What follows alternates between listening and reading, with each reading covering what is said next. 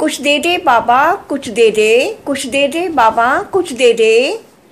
कितनी ही बार सुनाई देता है ये सैड रिफ्रेन, और क्योंकि ये इतना आम सुनने में आता है, इसे हम सुना अनसुना कर देते हैं, मगर फिर छठ बाद में खुद में ही बुरा लगता है जब हम बगैर कुछ दिए चले जाते हैं।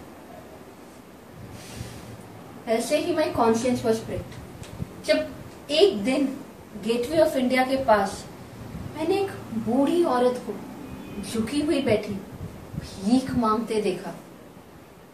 उसकी कंडीशन कहीं अलग थी। बहुत से टूरिस्ट उसके पास से बगैर कुछ दिए आ जा रहे थे। अकेला एक बैकपैकर भीड़ से दूर खड़ा कुछ पी रहा था और वो उस भिखारिन को देखता रहता। धीरे धीरे बेचारी औरत इतना ज्यादा झुक गई थी कि उसका सर बिल्कुल जमीन से लगने लगा था। उसके दुपट्टे पर छेद थे और कुर्ते पर पैच थे। टूरिस्ट की चमक धमक और इर्द गिर्द का माहौल कॉन्ट्रास्टेड पॉइनेंटली विद हर कंडीशन। लोग हंसते खेलते उसे नजरअंदाज करके उसके पास से चले जा रहे थे। एक टूरिस्ट का ग्रुप यूं ही गुजर गया। The young man watched. जैसे ही मैं चलने को हुई, उस नौजवान को उस भिखारन के पास जाकर उसे पैसे देता देखकर रुक गई। और ऐसा उसने एक टूरिस्ट के ग्रुप को आता देखकर उनके सामने गोया के बिल्कुल दिखाकर किया। उस ग्रुप के एक बुजुर्ग ने देखा और उसने उस भिखारन के सामने रखे हुए एल्युमिनियम के कटोरे में पैसे डाल दिए।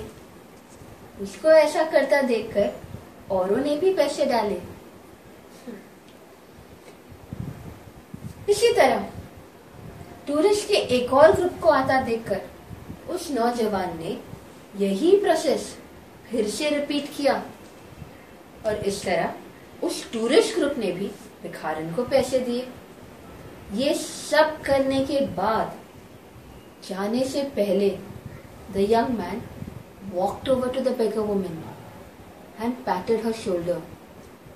The woman looked up at him. The young man smiled at her. The old woman kept looking at him as he walked away. पता नहीं वो कुछ समझ पाई थी या नहीं।